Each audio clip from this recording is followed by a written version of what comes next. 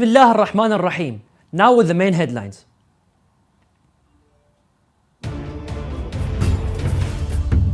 Scholarly lectures of Grand Ayatollah Shirazi continue in his honorable house in the holy city of Qom.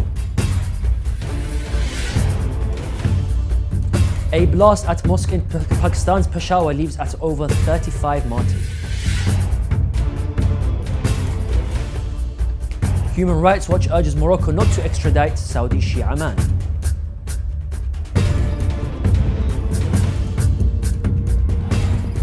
Afghan malnutrition rates at record high, states UN Food Agency.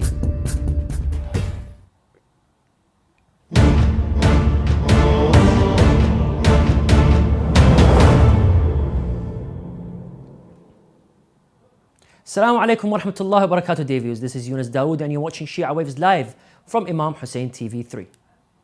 Grand Ayatollah Sayyid Sadiq al-Husseini Shirazi, may Allah prolong his life, continue his scholarly lectures in jurisprudence in his honorable house in the holy city of Qom.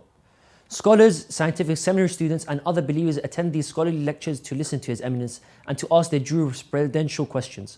In cities with uncommon length of daytime, for example 20 or plus hours or 4 or less hours, believers can pray and fasting according to the common daytime hours of cities such as Mecca, Medina or Karbala.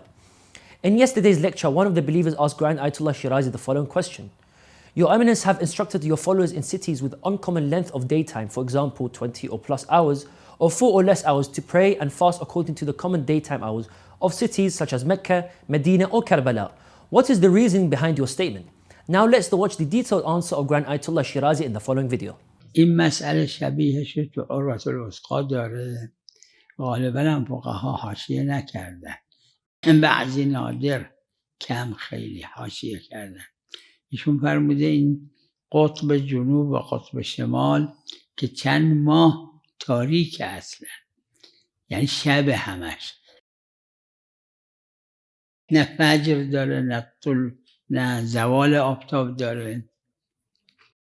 عروه فرموده اونا باید نماز بخونن و روزه بگیرن طبق بلاد متعارفه، یعنی مثل عراق، مثل ایران، مثل خلیج، مثل حجاز، طبق اینا. وقت از اون میشه برداشت کرد با شهرهایی که زمان روزش یا شبش غیر متعارف در بزرگی و کوچیکی، یعنی 20 ساعت روزه یا 20 ساعت شبه، 2 ساعت روزه. این فایده نداره 2 ساعت روزه بگیره. اگه 20 ساعت روزه باشه لازم نیست 20 ساعت روزه بگیره، چون قرآن که فرموده ثم اتموا الصیام الی اللیل، یعنی لیل متعارف مثلا، و قرآن الفجر یعنی فجر متعارف، خیط اسود و خیط ابیض یعنی متعارف. اگه غیر متعارف شد همش رجوع به متعارف میشه. اینو فقها دارن، از نمیدونم از محقق علامه به بعد بگیرید مکرر دارن اینو. وجهش همینه که هر چیزی که گفتن مطلقات به اطلاقش حجیت نداره اگر اون مصادیق غیر متعارف باشه.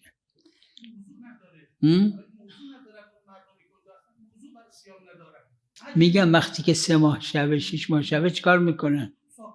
نه شما میگه ساقط میشه. فقهای اسلام گفتن ساقط نمیشه. ببینید عروه رو، مثلا عروه رو گفتن به خاطر اینکه این مسئله فقط ما مطرح نمی کنیم. عروه داره اینکه 3 ماه یا 6 ماه شبه یا چند ماه روزه گفته نماز بخونن طبق شهرها متعارف. نه صیام هم گفتن لا تسقط، برای سفر یسقط الصیام، برای مرض یسقط، اما جاهای دیگه لا یسقط نه. More than 24 people have been martyred and about 150 others wounded in an explosion at a mosque in the northwestern Pakistani city of Peshawar, according to officials. Muhammad Asim, Lady Reading Hospital spokesman in Peshawar, told media outlets that at least 35 people were killed on one day and more than 70 injured people were brought to in for treatment. Authorities said parts of the building collapsed and that many people were feared to be trapped under the rubble. Peshawar's police chief Mohammed Ijaz Khan said in a televised statement that the capacity of the main hall of the mosque was nearly 300 and it was nearly full at the time of the explosion. The mosque is situated in Peshawar's police lines, which is part of city's red zone and has numerous important government and installations including the Chief Minister House, Governor House and Khyber Pakhtunkhwa Provincial Assembly. Pakistan has seen a surge in violence during the last year, with numerous attacks on law enforcement officials, particularly in the Khyber Pakhtunkhwa province, as well as southern province of Balochistan. A human rights watchdog called on Morocco on Friday not to extradite a Shia man, Muslim, in his homeland city of Saudi Arabia, citing fears he could face torture and unfair trial there. Hassan al-Rabi'a, who has been in Morocco since last summer, has been held in a prison near Rabat after being arrested at Marrakesh airport on January the 14th, Human Rights Watch said in a statement. Saudi prosecutors accused Rabi'a of leaving the kingdom illegally, the campaign group added. Rabi'a's case will be examined by a Moroccan court which will submit a verdict on the legality of this extradition before a final decision is made by the government, a Moroccan judicial source said. The Moroccan government should stand for rights and resist Saudi efforts to forcibly return him, Human Rights Watch said. Let us remind our dear viewers of today's headlines. Scholarly lectures of Grand Ayatollah Shirazi continue in his honourable house in holy city of Qom. Blast at mosque in Pakistani's Peshawar leaves at least over 35 lives. Human Rights Watch urges Morocco not to extradite Saudi Shia man.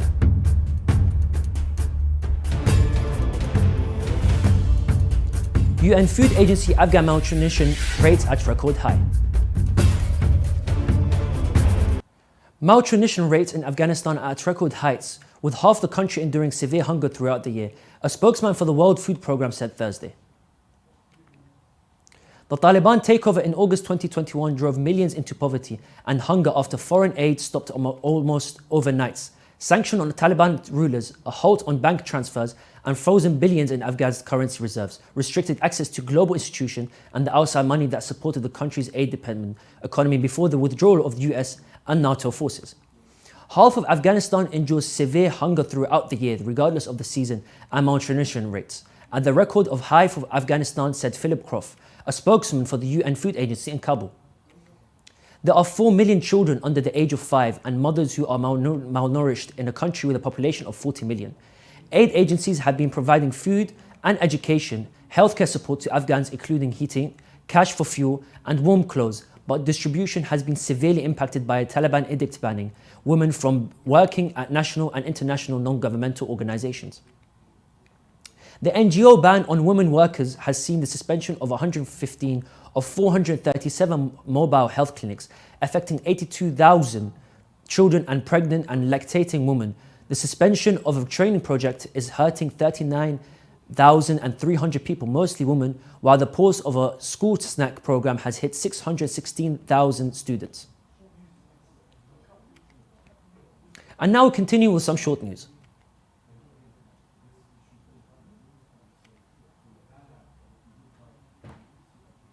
Within the framework of its humanitarian, social and charitable activities, Kafalatul Yatim Foundation, affiliated to the Office of Grand Ayatollah Religious Authority in the holy city of Karbala, provided the second batch of aid to more than 3,000 orphans in the form of cash sums. It is worth noting that the foundation began its humanitarian, charitable and social work in the year 2003, based on the recommendations of his religious authority, His Eminence Grand Ayatollah Sayyid Sadiq al-Husseini Shirazi, in order to take care of orphans and their honourable families. The charitable community of Al Yasin Husseiniya and Mosque, based in the Australian city of Sydney, distributed sacrificial meat to needy and orphan families in the holy city of Qom. It is worth mentioning that the Husseiniya is affiliated to the Supreme Religious Authority of Grand Ayatollah Sayyid Sadiq al-Husseini Shirazi.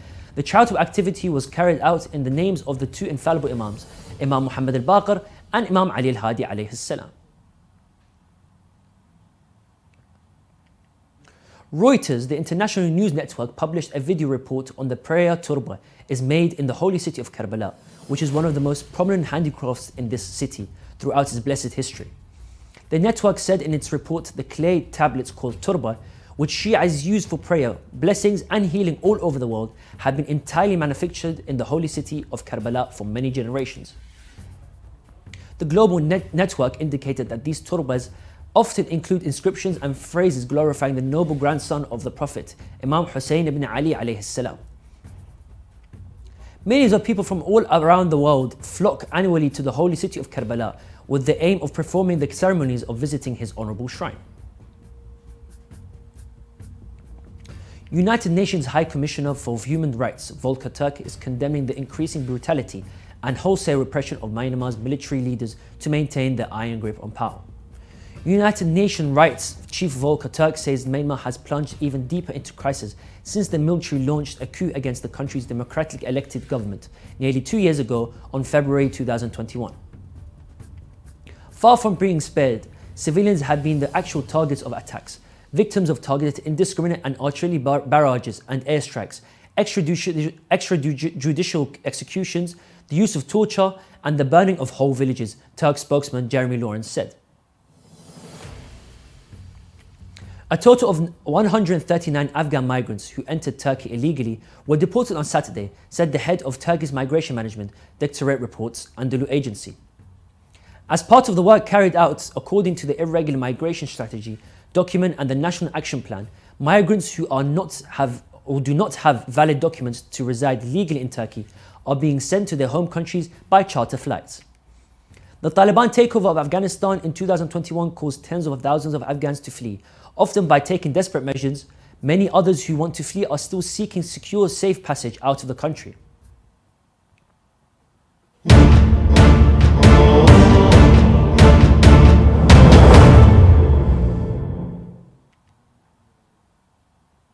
Leader of Bharatiya Janata Party, Mir Firsat Ali Baqairi, affirmed his protection of Shia endowment funds. Separate endowment council for Shias in Uttar Pradesh established in 1963 and in Bihar in 1989.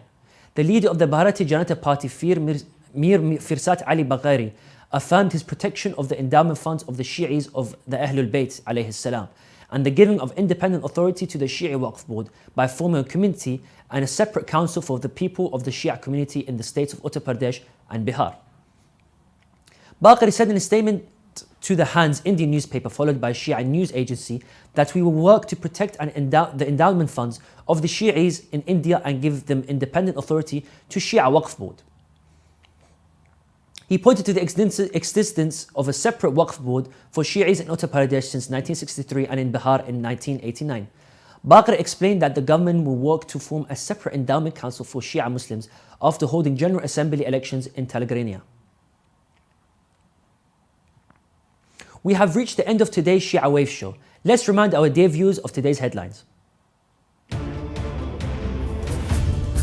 Scholarly lectures of Grand Ayatollah Shirazi continue in his honorable house in the holy city of Qom.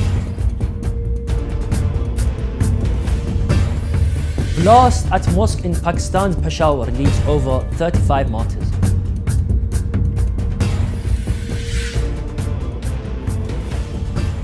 Human Rights Watch urges Morocco not to extradite Saudi Shia man.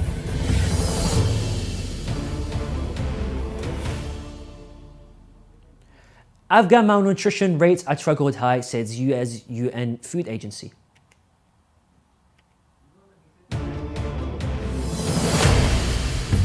Indian political leader confirms protection of Shia Waqf Board.